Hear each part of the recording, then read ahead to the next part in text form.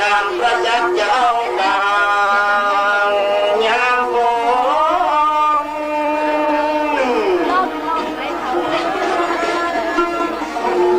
พอสวัสดีเขามาจากลายจะสอนถวายเท่าไปสักหน่อยจะเอาน้ำตาลน้ำมันน้ำอ้อยจะเอากันย่อยลงอ้อยกันยังว่าตำเต้าได้เมากันหลังมาใส่กันในหาที่จะสอนหาตั้งมาฝากที่ฝากน้องว่าสิ่งมีนกกายเขาเกศจะขอสุมาสามดวงแก้วเจ้าพระพุทธพระธรรมพระสังฆาจูที่เป็นเต้าของศาสนาฟังสอลองแม่มาฟังสอลองสาได้หักเห็นมาตั้งแต่เล็กแต่น้อยบ่เหือใส่จอยบ่เห็นบ้านดอยเลี้ยงจาง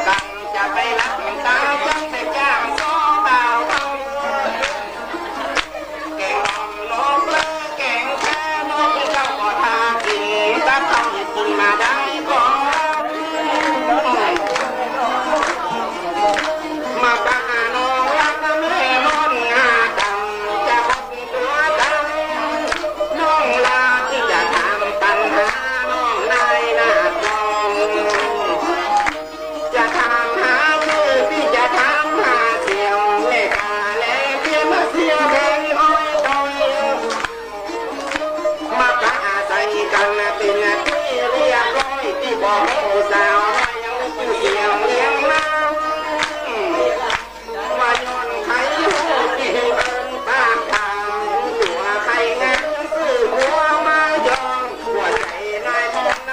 cho kênh Ghiền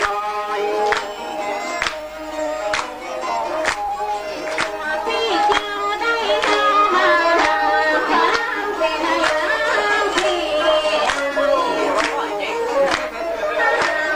bỏ lỡ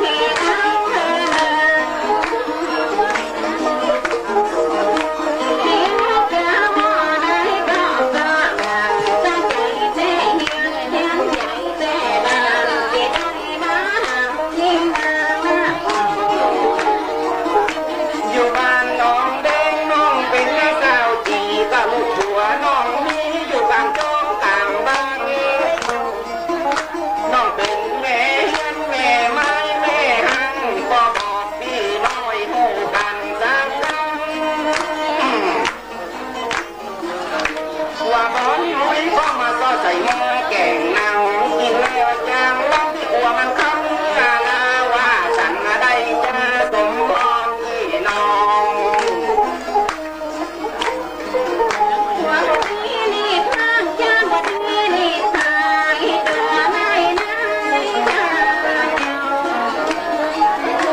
จะขอได้อันนี้น้องว่าดอกหาจะได้ไปหาไปไม่เป็นแม่ไม่ได้มาเลยที่ตลอดสามีได้สายยาพอมาหน้าในก่อนสิการให้ก็นักละกันนะก็หลายสมองขี่นายบอกใครได้ลูกจังสมองเห็นว่าเป็นอะไรเป็นน้ำบอกใครได้ลูกจังยะให้ยะจะขอเบาเขาเป็นคนอำเภอเวียงสาได้เดินหน้าแถวเมื่อฐานะเจมีผู้บอกไว้บอดีพิจารณาเจอน้อง ที่เจ้านั้นมีเจ้าทองมีคนจองทองไว้ตามกันจะมาเจาะได้เป็นแม่ไม้แม่หางว่าตายเจ้าจ้าแม่หามันแต่หน้าชาติมักจะทำทองหายไปบอกว่าได้ไม่ยังคาเจ้าอย่าทำใจเก่าเป็นที่ ความสายร้อยเหมือนน้ำบ้านว่าข่าวอุ่นชุ่มเหมือนก้นหม้อหนึ่งว่าน้ำบ่อไหลน้องไม่เที่ยวปืนถ้าน้ำบ่อยิงบ่อนตึงบ่อปุ้งเป็นว่าเมียวนี่มันจะรักกินหนูห่วงบ่อมีหูหนูมันบ่เข้าตัวเจ้าบ่เอาละสมพรอีน้อง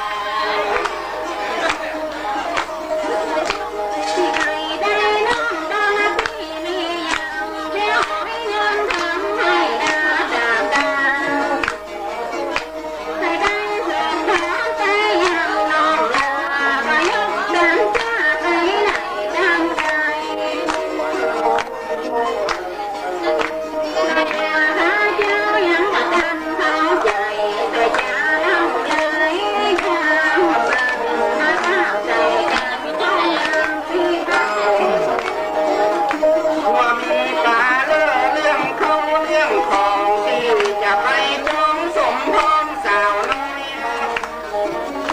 ว่ามีเป็นมามดมีแถวแหวนส่วนก้อยมีแถวสายก็จะเหือตัวแม่